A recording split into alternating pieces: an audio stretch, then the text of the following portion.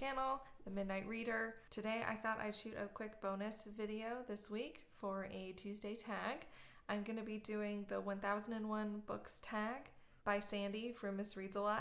I'm considering myself tagged in this by ReadingThisLife, who did hers and said if you watched her video, you were tagged. So I'm considering myself tagged. I'm going to list all the prompts below. I'm going to tag 10 of my favorite small booktube creators at the end, and hopefully they'll make their own videos too. First question, 1001 lists. Do you follow any book lists? It can be a prize list or a challenge like the Rory Gilmore challenge. I don't really. I don't follow any book awards lists. The closest I've ever come to it is I have a real life bookish friend named Chelsea who for 2 hours we each got on a soapbox and pitched the other person 10 books that we just would die hard for recommending them. And there was no deadline to read them, and I've been probably working through the 10 books she recommended to me for the better part of a year, and it's been great. We called it the Not a Book Club book club.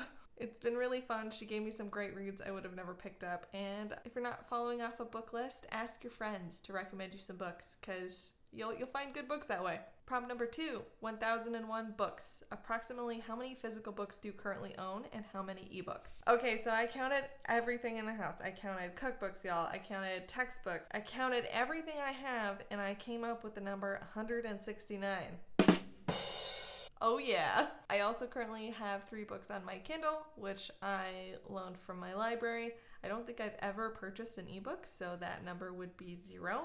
I have 14 books on my Audible account because people occasionally purchase me Audible subscriptions for a few months. So that's it. That's all the books I own. It still feels like too many. I'm probably still going to be unhauling quite a few for my next move. And we'll see maybe if we can get down to 100. I think that's going to be the goal, is getting down to 100 books in the house. Prompt number 3, 1001 books read. Approximately how many books have you read in your lifetime? Do you keep track? So Goodreads did not exist when I was a child. In fact, the internet did not exist when I was a child. And it is too much work for me to go back and try to re-add everything I've ever read. I have no idea how many, not a clue, but I'm sure it's in the thousands, and that's what I'm gonna say. Prompt number 4. Have you read any stories from the Arabian Nights? Do you have a favorite? If you haven't read it, do you want to? I own this book! I bought it at Barnes & Noble a long time ago because it's gorgeous. Look at this thing. It's bloody gorgeous. But it's even got gold edges. It's a gorgeous book. That doesn't mean that I got very far in it, as evidenced by my bookmark. I would like to finish it eventually. It was not as well-paced of a read as I thought it was going to be. It was a little dry. There's lots of little tales within tales, but I think the one I liked was The Tale of the Fisherman and the Djinn. I vaguely remember it, but I couldn't tell you what it was about. I'd like to finish it eventually, so it's on the list. Prompt number 5. 1001 flavors. Do you have a favorite food or flavor? Potato. Prompt number 6, 1001 pages. Have you read a book that is over 1001 pages? Is there one you recommend and is worth the time? What is the longest book you have read? Can I just say, God bless the man, Brandon Sanderson, because he can make a thick-ass book, guys. You can kill someone with this. This is a weapon. I think the longest book I've ever read is Oathbringer. This guy scores in at 1,248 pages. Okay, it's a hefty bitch. Would I recommend it? Hell yes! Read everything by Sanderson. I wouldn't recommend starting with the Stormlight Archive series unless you're a crazy diehard fantasy like Stan, because that's kind of like having your first drink at 21 and going to the bar and shooting a scotch. Just don't do it to yourself. Have a cocktail, have a beer, stay a while. But yes, I would absolutely recommend this series. If you're just starting Sanderson, I would probably start with something else though.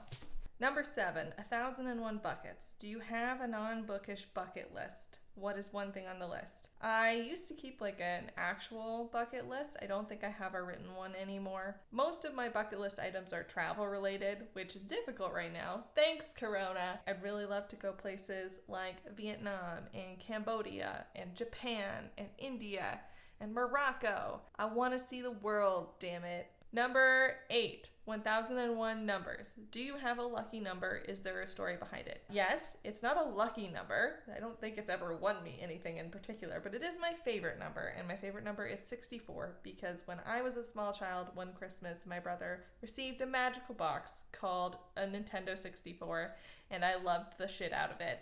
Prompt 9, 1001 authors. Do you have a favorite author and or genre? I'm going to pick a few authors, and I'm going to say that they are a favorite author if I will read pretty much anything they've ever written.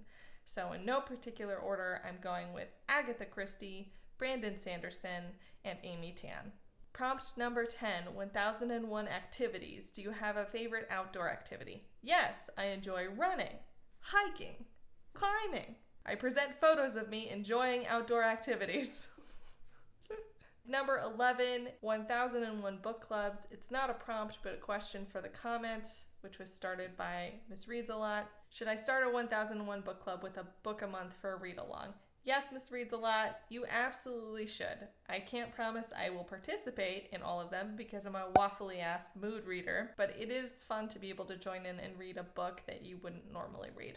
So if she winds up doing it, I may do 1 or 2 of those from time to time. The last prompt is to tag 10 friends to repeat the 1001 book tag. I'm going to shout out 11 because it's 1001. So it's 10 plus 01. So I'm shouting out 11. I am going to shout out and tag small booktuber channels who have started around the same time I have. Basically, these are all really awesome people with really cool channels, and if you're not watching them, you should. And if I say your name wrong, it's because I'm an inadequate human being, okay? So first, Mel Shelf. Second, Cat's Bookshelf.